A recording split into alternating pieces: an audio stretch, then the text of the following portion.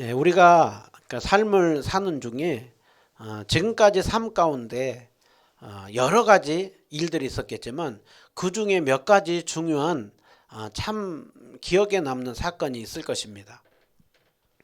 아브라함은 175살까지 살았는데요. 아브라함에게 만약 지금까지 삶 중에 가장 기억에 남는 것이 어떤 것이냐 물은다고 한다면 아마도 아브라함은 먼저는 본토 친척 아비집을 떠나 가나안 땅으로 향해 갔던 일이고, 그리고 그 여러 가지 일이 있지만 그 중간에 또 아주 중요한 사건이 이삭이 태어난 일일 것이고, 그리고 오늘 그 이삭이 청소년기가 되었을 때 이삭을 바치라고 하는 그 시험 사건, 그것이 아브라함에게 가장 남는 일이지 않을까 싶습니다. 실제로 아브라함의 일생이 11장부터 25장까지인데요. 오늘 시험 이후에 23장은 장례를 치르는 일이 나옵니다. 그리고 24장에는 이삭을 결혼시키는 일이 나옵니다. 그리고 25장에 아브라함이 이제 175살에 죽었더라라고 하는 그 내용이 나오죠. 그래서 오늘 아브라함이 이삭을 바치는 시험의 사건, 이것이 아브라함의 가장 큰 사건 중에 하나요. 아브라함의 삶 가운데 있어서 가장 어려운 문제 중에 하나였을 것입니다. 오늘 하나님께서 아브라함에게 이삭을 저 모리아 땅 모리아산으로 가서 번제로 바치라 라고 하죠. 거기에 따라서 하나님의 시험 앞에 아브라함이 순종하는 내용이 나옵니다. 그 아브라함이 순종하고 난 이후에 이제 하나님께서 아브라함 가운데 이제 어떻게 역사하시고 어떤 말씀을 주셨는가, 그 부분이 우리가 다음 주에 읽을 본문에 나옵니다. 오늘은 아브라함이 하나님 앞에 시험 받는 내용, 그리고 거기에 대해서 순종하는 내용, 그 부분을 이렇게 살피도록 하겠습니다. 22장 1절 2절을 보면 그 일 후에 하나님이 아브라함을 시험하려고 했다. 그래서 아브라함을 부르시죠. 아브라함아, 그러자 내가 여기 있나이다. 주님께서 말씀하죠. 내 아들, 내 사랑하는 독자 이삭을 데리고 저 모리아 땅으로 가서 내가 일러준 산 거기에서 그를 번제로 드리라. 하나님께서 아브라함에게 정말 이해하기 어려운 명령을 내립니다. 그런데 하나님의 명령이 떨어지고 났을 때 아브라함이 그 다음날 아침에 일찍이 일어나서 나귀 안장을 지우고 두 종과 이삭을 데리고 또 번제할 그 나무를 쪼개서 하나님께서 가라고 한 그곳에 이삭을 번제로 바치기 위해서 갔다. 말도 안 되는 명령을 내리고 아브라함은 그 명령에 순종하고 있는 것을 봅니다. 하나님께서 가라고 한 그곳이요, 앞에 보면 지금 아브라함은 브엘세바에서 살고 있죠. 브엘세바에서 살고 있는데 하나님이 저기로 가라고 한 땅이 바로 모리아산입니다. 모리아산까지 거리는 한 95km, 100km 정도 되는 거리입니다. 아브라함이 3일 길 동안 이제 걸어갔던 거리인 것이죠. 아브라함이 하나님께서 명령한 대로 아침에 일찍 일어나서 3일 길을 걸어가고, 그리고서 하나님이 말씀하신 대로 이삭에게 번제나무를 지게 하고 산에 올라가서 이삭을 잡고 칼을로 이삭을 죽이려고 하는 그 내용, 아브라함이 그대로 순종하고 있는 것을 볼 수가 있습니다. 그런데 이 시간이 아브라함에게 있어서는 굉장히 고통의 시간이었겠죠. 그런데 그 감당하기 어렵고 힘든 그 고통의 이 모든 과정을 아브라함이 겪도록 하나님께서 지금 하고 있다라는 거예요. 오늘 아브라함의 시험을 보면서 먼저 우리가 알아야 되는 것은 하나님께서는 아브라함만이 아니라 때로는 우리의 삶 가운데도 하나님이 어려움을 겪게 하고 때로는 그 시험을 겪게 한다라는 것이죠. 야고보서 1장 13절을 보면 하나님은 아무도 친히 시험하지 않는다라고 하고 있죠. 여기서 아무도 시험하지 않는다라고 하는 것은 악한 일을 하도록 하나님은 그렇게 시험하게 하지 않는다라는 거예요. 그러나 하나님께서는 우리로 하여금 더욱더 신앙에 유익을 주고 필요하게 하기 위해서 시험도 준다. 그래서 우리가 오늘 시험에 대해서 먼저 생각을 해보면은요, 성경에 보면은 마귀가 주는 시험이 있고 하나님 주는 시험이 있습니다. 그러니까 마귀가 주는 시험은 영어로 템테이션, 유혹입니다. 마귀가 왜 시험을 주느냐? 우리를 신앙에서 이탈하고 파괴하고 넘어뜨리기 위하여서 마귀는 시험을 하는 것이죠. 그것이 바로 에덴 동산에서부터 마귀가 주는 시험이 있지 않았습니까? 그런데 마귀만 시험을 하는 것이 아니라 하나님도 시험을 한다라고 하고 있죠. 대표적으로 우리가 아는 것처럼 이 아브라함에게 주는 시험이 있고 또 욥에게 주는 시험이 있죠. 하나님께서 왜 시험을 주느냐? 그거는 우리로 하여금 우리의 신앙을 달아보게 하고 그리고 그 과정을 통하여서 견고한 믿음을 갖게 하기 위해서 하나님께서 시험을 준다라는 거예요. 그러니까 마귀가 주는 시험은 우리가 어떻게 해야 되겠습니까? 마귀가 주는 시험은 피해야 돼요. 그 유혹에 넘어가면 안 되는 것이죠. 근데 하나님이 주는 시험은 우리가 잘 받고 잘 이기면서 나가야 되는 거예요. 근데 우리는 마귀가 주는 시험은 굉장히 달콤해요. 근데 하나님이 주는 시험은 굉장히 피하려고 하죠. 여러분 잘 알아야 됩니다. 우리가 피해야 될 게 있고 싸워야 되는 게 있어요. 마귀가 주는 시험은 피해야 돼요. 근데 하나님이 주는 시험은 우리가 잘 받고 우리가 잘 그것을 이겨내야 하는 것이죠. 그래서 성경은 야고보서 1장 2절 보면 내 형제들아 여러 가지 시험을 만날 때 그때 그 시험을 기쁘게 여기라. 야고보서를 쓸 당시에 그 당시에 성도들이 굉장히 많은 여러 가지 핍박과 어려움이 있었거든요. 그런데 그 시험 고난당하고 있는 성도들에게 그것을 기쁘게 여기라라고 하고 있습니다. 왜 그것을 기쁘게 여기느냐? 그 고난이 우리로 하여금 인내를 만들고 그 고난 속에 우리는 견디고 참고 견디고 그 결과로 우리가 온전하고 구비하여 하나님의 사람으로 성숙된 사람으로 우리를 만들기 때문에 그 시험 당할 때 순간은 고난이지만 우리에게 유익을 주니까 그 시험을 기쁘게 여기라 라고 하고 있는 것이죠. 결국 하나님이 우리에게 주는 시험은 우리를 괴롭히려고 하는 것이 아니라 하나님이 뜻이 있어서 주는 시험인 것이고 우리에게 유익을 주기 위해서 시험을 주는 것이죠. 오늘 아브라함은 그 말할 수 없는 그 고난, 그 시험을 겪고 난 이후에 아브라함에게 드러났던 것이 무엇이었습니까? 우리가 말하는 믿음의 조상이라고 하는 아브라함의 그 참 믿음이 드러났죠. 그래서 그 시험의 결과로 하나님께서 내 아들 내 독자까지도 아끼지 아니하였으니 내가 이제야 네가 하나님을 경외하는 줄을 내가 아노라. 그러니까 이 시험을 통하여서 아브라함 안에 가지고 있었던 참 믿음이 드러난 거예요. 21장에 보면 아브라함이 에셀나무를 심고 영원하신 하나님의 이름을 부르지 않습니까? 여러분 우리가 무엇인가 일이 잘 풀릴 때에는 하나님 앞에서 신앙을 드러내고 평탄할 때에는 우리의 믿음이 우리가 진짜로 그렇게 믿는 것 같아요. 그런데 우리의 참 믿음은 언제 드러나느냐? 고난이 있어 보면 우리의 믿음이 드러나죠. 그래서 예수님께서 산상수훈에서도 마지막에 산상수훈 마지막에 모래 위에 지은 집과 반석 위에 지은 집을 얘기를 하죠. 태풍이 오기 전에는 모래 위에 지은 집이나 반석 위에 지은 집이나 둘 다 탄탄해 보여요. 그런데 태풍이 비가 내리고 창수가 나고 그러면서 와 보면 모래 위에 지은 집과 반석 위에 지은 집은 큰 차이가 난다라는 거예요. 그러니까 때로는 하나님께서 우리의 참 믿음을 실상을 보게 하는데 우리는 언제 그것을 제대로 보느냐? 고난이 닥쳐보면 어려움이 찾아와 보면 우리의 신앙이 드러나는 것이죠. 대표적으로 보면 베드로가 그 신앙이 딱 드러나지 않았습니까? 쟤들은 다 부인해도 저는 절대 부인하지 않아요. 그런데 예수님이 네가 오늘 밤 닭이 울기 전에 3번 부인하리라. 시험이 막상 닥쳤을 때 베드로도 3번이나 모른다고 부인하죠. 베드로의 말은 진심이었습니다. 그런데 그 진심을 지킬 실력은 없었던 것이죠.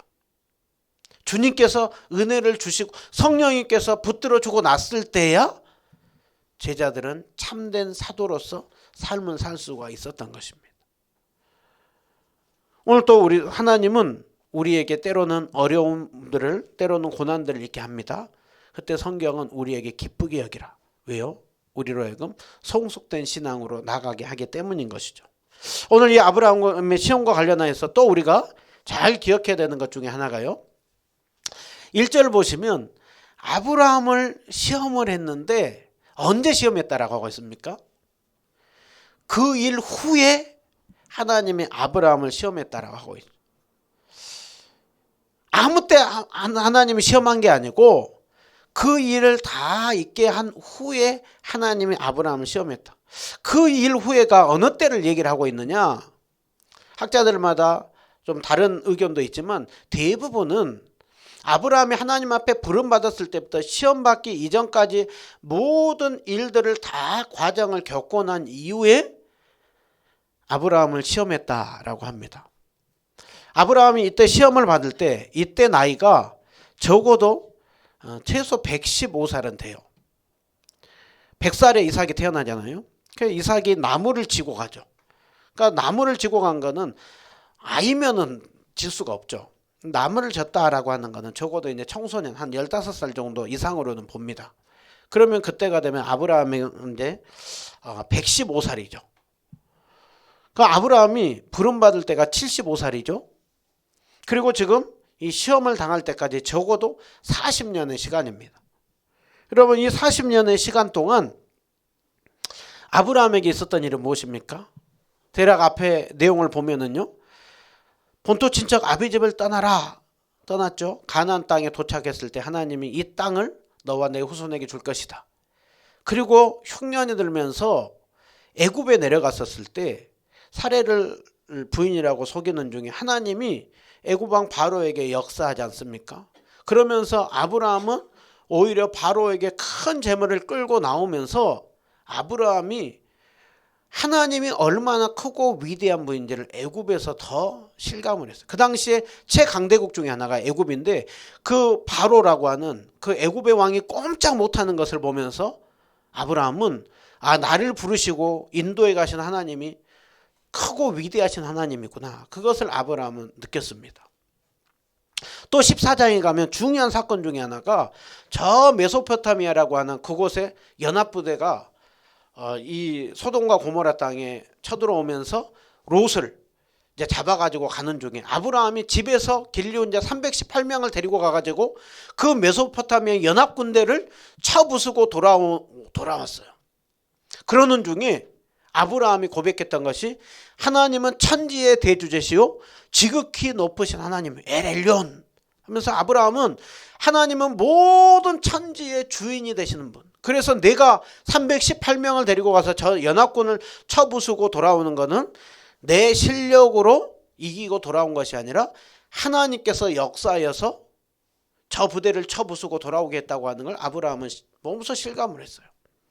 15장에 엘리에셀을 종을 세우려고 할 때 아니 네 몸에서 날 시간 네 후손이야. 하나님 말씀했죠. 중간에 아브라함이 이제 하갈을 통해서 이스마엘을 낳았지만 하나님께 또 아니라고 했죠. 그리고 99세 하나님께서 아브라함에게 나는 전능한 하나님이라. 그리고 너 이름 바꾸라. 아브람이 아니라 아브라함으로. 사레가 아니라 사라로. 열국의 아비로. 모든 민족의 아비로 어미로 내가 반드시 만들어준다. 그리고 내년에 아들을 낳을 것이다. 이름도 내가 지어준다. 이삭으로 지어주죠.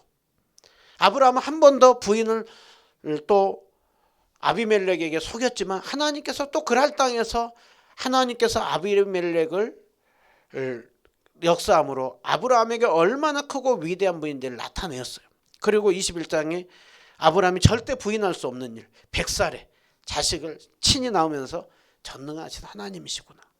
그리고 아비멜렉이 오면서 언약을 맺으면서 에셀람을 신고 하나님은 영원하신 하나님이구나. 그러니까 아브라함의 신앙이 점점 깊어졌다라고 했죠. 아브라함은 부름을 받을 때 무엇인가 대단한 분이 나한테 말씀했다라는 것 정도로 생각했다고 한다면 애굽에 내려갔다 오면서 롯에 구출해 오면서, 그리고 99세 이삭을 낳으면서, 그리고 아비멜렉과 언약을 맺으면서 아브라함은 신앙이 이제 최정점에 달한 거예요. 그리고 나서 지금 또 브엘세바에서 한 10년 정도의 시간이 흐른 것입니다. 그러니까 아브라함의 이때 신앙이 얼마나 최정점에 달했는지 그것이 오늘 무엇을 통해서 드러나느냐? 이삭을 바치는 그 속에서 드러나죠. 여러분, 오늘 우리는 이것이 왜 중요하냐? 왜 그 모든 일들이 다 있고 난 이후에 하나님이 시험하느냐? 무엇 때문에 그랬습니까? 그 수준으로 끌어올려 놓고 난 이후에 그 수준에 맞게 하나님이 아브라함에게 시험하고 있다라는 것입니다. 그러니까 시험 안 당하는 게 복이 아니에요. 우리에게 어떤 시험을 준다라고 하는 것은 그만큼 시험을 감당하고 이길 만한 능력으로 끌어올리고 우리 주님이 시험하신다라는 거예요. 여러분, 학교 시험도 초등학생들에게 중고등학교 문제 내지 않잖아요. 그런데 오늘 자비와 긍휼에 많으신 우리 하나님이 우리에게 시험을 줄 때에는 그만큼 그 시험에 그것을 통과할 만한 것을 주면서 시험한다라는 거예요. 그래서 우리가 잘 알고 있는 말씀이죠. 사람이 감당할 시험밖에는 주지 않는다. 감당하지 못할 시험은 하나님이 허락하지 않고, 감당 못할 시험일 것 같은데 그때가 되면 하나님이 놀랍게 피할 길을 주시고 우리로 하여금 능히 감당하게 하신다라고 하고 있죠. 그러니까 우리가 이 말씀을 잘 기억해야 됩니다. 여러분의 삶 가운데 지금 어떤 내가 고난을 당하고 있다. 나 이거 너무 힘든데. 그거는 하나님이 우리의 수준을 끌어올리고 있는 중이고 우리의 수준이 되니까 하나님이 그 시험을 주는 거예요.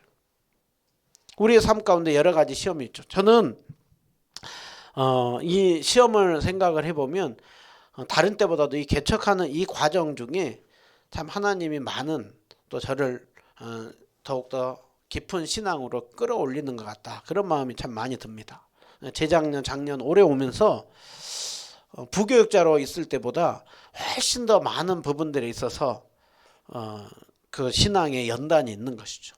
훈련이 있는 것이죠. 그러면서 제가 저를 봐도 보면 영적으로 보면 부교육자로 있을 때보다 이 개척하는 이 과정 중에 또 지금의 이런 또 진행해가는 이 과정 중에 하나님이 저를 참 많이 훈련시키고 또 그로 인하여서 많이 성숙시켜 간다.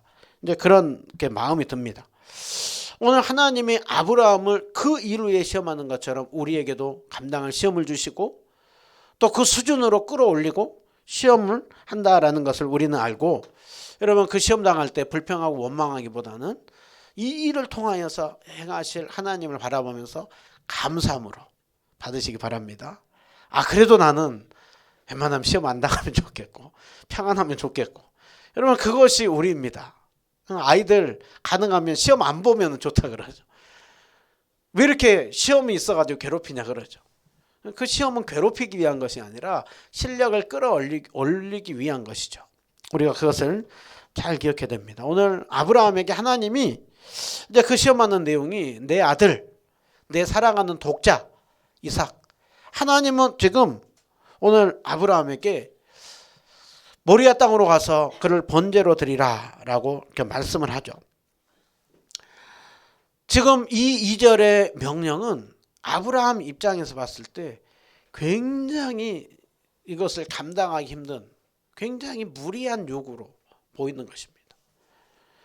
그 무리한 요구로 보이는 이유를 우리가 생각을 해보면요, 굉장히 납득하기 어려운 내용이죠. 제일 첫 번째로는 하나님께서 설명을 안 해줘요. 어떤 이유 때문에 이삭을 바쳐라, 그런 이유를 얘기를 안 해줘요. 우리가 시험을 당할 때, 고난을 당할 때 어떤 이유를 알고 고난을 당하면 좋은데 고난을 설명을 안 하고 고난을 당할 때, 어려움을 당할 때, 그게 참 어렵죠. 우리가 주님을 믿는 중에도 어떤 일들이 있을 때 정말 왜 나에게 이런 일이 있는지 모르겠다라고 할 때 참 그게 힘들죠. 또 아브라함이 한번 생각을 해보면은요, 왜 이 말씀은 아브라함이 정말로 받기에 어려운 말씀이냐? 그동안 자신을 인도해 준 하나님이 자신이 알고 있는 하나님과 명령하는 하나님의 성품이 맞지가 않아요. 그 당시가 보면 그 가나안 땅에 다른 종교들, 다른 이방 나라 사람들이 인신제사를 그렇게 많이 드렸어요. 그 신을 우리나라도 뭐 그런 말이 심청전 뭐 그런 게 있지 않습니까? 근데 실제로 그 당시에는 그 주변 나라에 있는 사람들이 인신제사를 많이 드렸어요. 하나님이 가장 가정이 여기는 것이 인신제사죠. 이방 신들과 다르게 아브라함이 지금까지 만나고 경험했던 하나님은 자비와 긍휼이 많으신 하나님이에요. 공의로우신 하나님이에요. 정말 윤리적으로 이상한 하나님이 아니라 윤리도덕적으로 굉장히 옳으신 하나님이에요. 그런데 그 하나님이 지금 자식을 번제로 드리라고 했다? 하나님의 성품과 아브라함이 생각한 하나님과 맞지가 않는 거죠. 무엇보다도 아브라함에게 있어가지고 이 말씀이 도저히 이해가 안 되는 것이, 아브라함에게 계속 들렸던 말씀이 무엇이었습니까? 언약의 후손인데 내가 이삭을 통하여서 그 언약을 이어갈 거야. 이삭에게서 나는 자라야 영적 후손이라고 칭해 줄 거야. 근데 지금 이삭이 결혼을 했습니까? 자식을 낳습니까? 이삭이 죽으면 하나님께서 지금까지 말씀하는 그 약속이 순간 없어지는 거예요. 지금까지 내내 하나님 말씀하는 거는 엘리에 생각할 때도 아니라고 했고, 또 그 이스마엘을 할 때도 아니라고 했고, 계속 이삭이라고 했는데 지금은 이삭을 죽이라고 해요. 지금까지 내 얘기 말씀할 때는 언제고, 지금 하나님의 말씀이 지금까지 인도한 것과는 충돌이 되는 거예요. 그러니까 아브라함은 이 말씀을 아브라함의 입장에서 봤을 때 이거는 굉장히 무리한 요구인 것이고 굉장히 잘못된 명령인 것 같아요. 여러분, 때로는 하나님께서 우리의 삶 가운데도 아브라함과 같이 말도 안 되는 상황이나 때로는 우리에게 주시는 그 부담들이 어느 때에는 우리에게 납득이 안 되는 그런 상황들로 이끌어갈 때가 있고, 어느 때는 말씀을 듣고 기도하고 할 때 자꾸 영적으로 부담을 주는데 그것이 내 지금 상황하고 전혀 맞지 않을 때가 있죠. 여러분, 그때는 어떻게 하느냐라는 거예요. 그럼에도 불구하고 순종하라고 할 때 여러분은 어떻게 하느냐라는 거예요.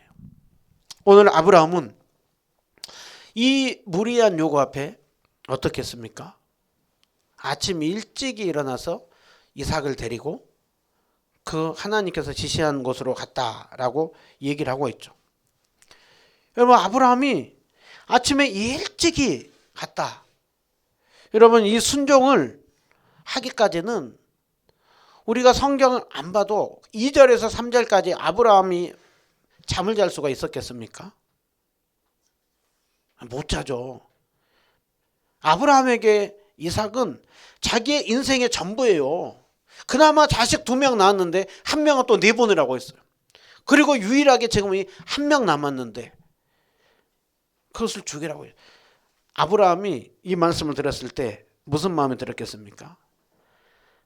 차라리 하나님 저를 바치겠습니다. 그게 쉬워요. 그게. 다른 건 몰라도 제가 다 바치고요. 재산도 좋고요. 저 집안이 다 하나님 앞에 바쳐도요. 이 아들만은 안 됩니다. 그런데 하나님은 아니, 너 말고, 네 재산 말고, 너의 다른 것 말고 이삭 바쳐라.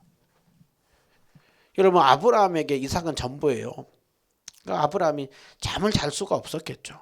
밤새도록 얼마나 고민했겠습니까? 그러니까 2절에서 3절 아브라함이 그 명령을 듣고 아침 일찍이 나갔다 여기까지요. 우리가 생각 없이 읽으면 아브라함이 순종으로 나갔구나 할지 모르지만, 정상적으로 우리가 조금만 생각을 해보면 아침 일찍이 아마도 아브라함은 밤새고 그리고 그 다음날 일찍이 움직였겠죠.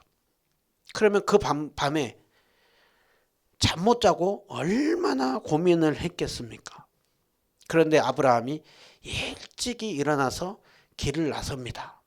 그리고 제3일에 3일길 동안 그곳을 걸어갑니다. 그리고 종들에게 여기 있어라. 내가 이 아이와 함께 예배하고 오리라. 그리고 이삭에게 번제나무를 지게 하고 자기는 불과 칼을 들고 두 사람이 갑니다. 올라가는 중에 이삭이 묻습니다. 내 아버지요, 번제할 어린 양은 어디 있습니까? 아브라함의 가슴을 콕 찔렀겠죠. 아브라함은 번제할 어린 양은 하나님이 친히 준비하신다. 그리고 아브라함은 모리아 산에 올라가서 제단을 쌓고 나무를 벌려놓고 이삭을 결박하고 칼로 잡아서 죽이려고 하는 순종하는 그대로의 모습을 보입니다. 여러분, 지금 아브라함은 말도 안 되는 지금 그 하나님의 명령 앞에 그대로 순종하고 있는 것을 봅니다. 아브라함이 어떻게 이 도저히 말도 안 되는 시험 앞에 아브라함이 어떤 마음으로, 무슨 생각으로 어떻게 순종했겠습니까? 아브라함에게 무엇으로 하여금 하나님의 명령한 것에 그대로 순종했겠느냐라는 거예요. 무엇이 아브라함에게 그대로 순종을 했을까요?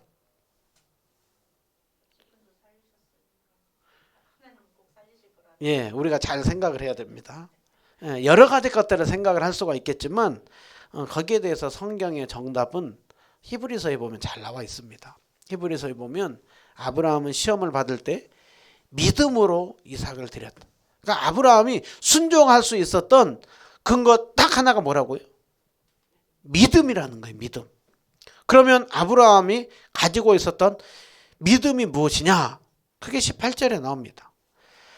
하나님 앞에 계속 들었던 말씀, 내 자손이라 이삭이라야 이삭으로 말미암아 계속해서 약속이 이어져 갈 것이고 하나님 나라가 세워져 갈 것이다 라고 하는 이 말씀. 그러니까 아브라함이 계속해서 들었던 말씀이 무엇이었습니까? 이삭으로 말미암아 계속해서 그 약속이 이어져 갈 것이다. 그러니까 아브라함은 계속해서 들어졌던 말씀, 이삭으로 말미암아. 그런데 지금 이삭을 죽이라고 해요. 밤새도록 끙끙 앓으면서 아브라함이 고민하지 않았겠습니까? 그럼 아브라함은 밤새도록 끙끙 앓으면서 무슨 생각을 했겠습니까? 내내 내가 들었던 말은 이삭은 죽지 않고 계속해서 이삭을 통하여서 약속이 이어져 간다고 했다. 그런데 지금 이삭을 바치라고 하네? 도대체 이게 무슨 내용이에요? 계시가 부딪혀요. 계속해서 이삭을 통하여서 일이 이루어야 한다 그러더니 지금 또 이삭을 죽이라고 하네? 아브라함이 그동안 경험했던 하나님을 보면서 아브라함이 무슨 생각을 했겠습니까?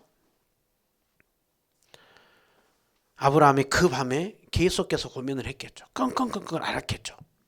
그러면서 이 시험에는 분명한 무엇인가 하나님의 뜻이 있을 것이다. 내가 믿는 하나님은 실현한 하나님이 아니시다. 내가 믿는 하나님은 신실하신 하나님이다. 신실하시며 실현하신 하나님이 아닌 분이, 신실하신 분이 지금까지 내내 이상 얘기했는데 갑자기 죽이라고 하는 거기에는 어떤 이유가 있을 것이다. 그러면서 아브라함이 아침에 일찍이 나갈 수 있을 때 아브라함의 결론은 무엇이겠습니까? 이삭은 죽지 않는다. 이삭은 살 것이다. 지금 이 명령에는 분명한 하나님의 무슨 뜻이 있을 것이다. 나는 무엇인가 모르고 그저 순종하지만 순종의 결과에 있어서는 하나님이 반드시 무엇인가 합력하여 선을 이룰 것이다. 그래서 아브라함이 그 속에서 믿었던 믿음이 무엇입니까? 내가 이삭을 죽이더라도 하나님이 그 이삭을 살릴 것이다. 그래서 19절에 아브라함의 참 신앙의 모습이 들어간다. 이삭을 죽은 자 가운데서도 다시 하나님께서 내가 죽여도 하나님이 살릴 것이다. 그래서 아브라함은 이삭을 받을 때 죽은 자 가운데서 도로 아브라함은 이미 죽였다라는 거예요. 이미 죽였는데 죽여도 하나님이 살릴 것이다. 그러니까 하나님은 안 죽이겠죠. 에이, 하나님이 그렇게 말했지만 안 죽이겠죠. 아니라 아브라함은 실제로 이삭을 마음에서 죽인 거예요. 오늘 아브라함이 이렇게 순종할 수 있었던 결국 이유는 무엇입니까? 믿음이고, 그 믿음은 하나님의 약속의 말씀을 믿는 믿음이었습니다. 결국 아브라함은 그 참된 믿음, 그것이 무엇인지를 보여주죠. 여러분, 우리에게 있어가지고 참된 믿음은 우리의 그런 확신이나 근거 아니에요. 이렇게 될 줄로 믿습니다 한다고 해가지고 그런 일이 아니에요. 우리의 믿는 믿음은 제가 처음부터 말씀드렸죠. 우리의 믿음은 계시 의존 사색이에요. 계시에 의존해서 믿는 거예요. 그래서 우리는 성경이 1.1획도 정확무한 하나님의 말씀으로 믿죠. 오늘 계시가 충돌해요. 어떤 분이 이런 얘기를 했거든요. 성경에 보면 앞뒤가 어느 때 보면 맞지 않는 게 있다고 했죠. 실제로 맞지 않는 게 있죠. 그거는 오류가 있는 것이 아니라 거기에는 보물이 들어있다는 거예요. 보물. 무엇인가 깊은 뜻이 들어있다는 거예요. 그런데 단순하게 보고 성경이 틀렸네, 오류가 있네, 그러면 아주 어리석은 거예요. 오늘 아브라함은 계시가 충돌해요. 나 그런 하나님 못 믿겠다. 계속 이삭이라고 그러더니 지금 죽이라고 하네. 이런 하나님을 어떻게 믿냐? 아니죠. 아브라함은 그 하나님을 믿고 있습니다. 이 말씀하셨는데 지금 이 말씀할 때는 분명한 하나님의 어떤 뜻이 있을 것이다. 그리고 하나님께서 죽여도 살릴 것이다. 여러분, 참된 믿음은요, 하나님의 말씀을 붙드는 거예요. 그리고 하나님의 말씀을 붙들고 하나님께서 말씀하시면 거기에 우리의 인생을 걸어보는 거예요. 맡겨보는 거예요. 그게 참된 믿음입니다. 여러분, 그렇기 때문에 참된 믿음, 이 신앙은 때로는 하나님이 우리에게 위험한 걸 요구해요. 우리에게 이론에 맞지 않는 걸 요구해요. 요단강 앞에 두고 들어가라고 하는데 요단강 물이 넘쳐나는데 거기에 들어가면 갈라질 것이라고. 밤새도록 물고기 잡아봤는데 깊은 곳에는 물고기가 없는데 우리 생각에는 안 맞는데 깊은 데로 가서 그물을 던지라고 해요. 오늘 참된 믿음이 무엇인지가 드러나는 것이죠. 결국 이 믿음을 통하여서 아브라함이 내가 내 사랑하는 아들까지도 나에게 아끼지 않냐고 주었으니 내가 하나님 경외한 줄 아노라. 여러분, 아브라함의 참 믿음은 부활의 믿음이었습니다. 로마서에 보면 또 이삭이 태어나는 걸 보면서 없는 것도 있게 하시는 창조주 하나님을 믿었죠. 그리고 부활의 주님을 믿었습니다. 이 믿음이 아브라함으로 하여금 순종의 길로 나아가게 했고 그 가운데 역사를 경험했습니다. 여러분, 오늘 우리는 보면서 야, 역시 믿음의 조상 아브라함 닮네 라고 하면 성경 잘못 본 겁니다. 2일 후에 시험을 했다고 했어요. 여기까지 누가 끌어온 것입니까? 우리 주님께서 그 아브라함, 서투른 아브라함, 또 때로는 의심하고 때로는 부인을 팔기도 하고 때로는 그렇게 왔다 갔다 하는 아브라함, 그 아브라함을 이 자리까지 이끄는 것입니다. 오늘 그 아브라함을 이끄는 주님이 우리 주님이에요. 아브라함이 오늘 믿었던 믿음이 뭐라고 했습니까?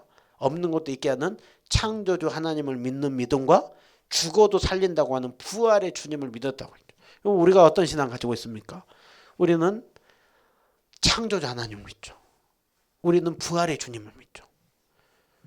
죽고 부활하시고 살아나신 예수님, 우리도 살리시고 영원히 살게 한다고 하는 그 사실을 믿고 있지 않습니까? 우리 속에 착한 일을 시작하시니까 우리의 믿음도 계속해서 끌어올립니다. 우리 가운데 역사하십니다.